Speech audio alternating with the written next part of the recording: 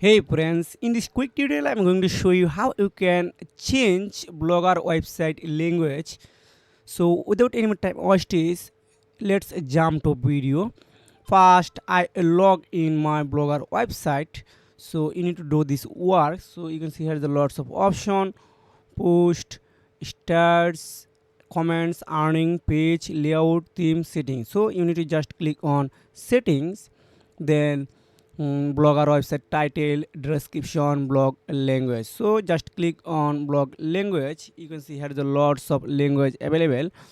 So here is English selected. So I want to translate it another language. So I want to translate Bangla because Bangla is my mother language. Click on save. Just refresh this website.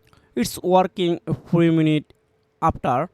So if you have found this video helpful for you, make sure like and subscribe this channel. See you again. Take care. Goodbye.